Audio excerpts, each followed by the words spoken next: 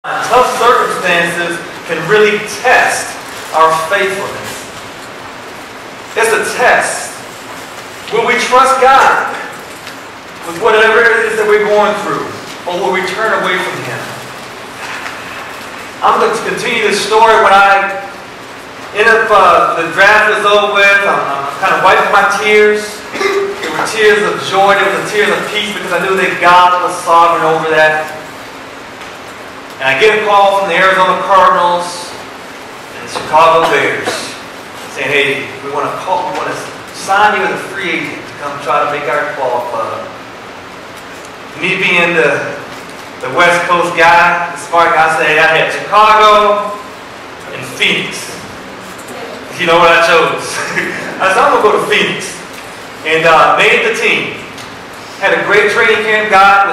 Favor was on me, and I had a great camp, and made the team.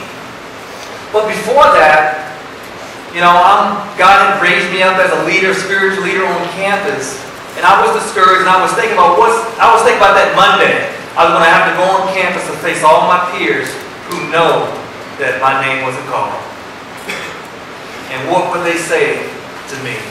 What is Kevin going to do now? This great God that he serves, is he going to continue to serve him? Was he going to turn away from him because he didn't get drafted? Gil Byrd is a former NFL player that God brought into my life at that particular time. And Gil Byrd challenged me that summer with this verse in Jeremiah 17. I'm going to read it for you. He says, and he's encouraging me in the midst of what I'm going through to stay faithful.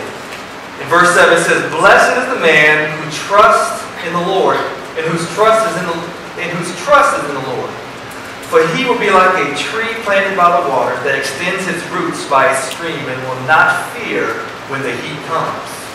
But its leaves will be green, and it will never be anxious in a year of drought, nor cease to yield fruit." This verse reminds me, and what Gil was encouraging me, he says, "Kevin, even though you're going through a tough time right now, don't fail to bear fruit. Let God's fruit still manifest in your life. God is still God. You're still alive.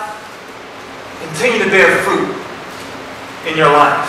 And that's always stayed with me. So when I go through a hard time in life, I always come back to that verse and just say, "Kevin, just stay close to me. Stay close to me. I'm going to bring some fruit out of the situation. Just stay close to me."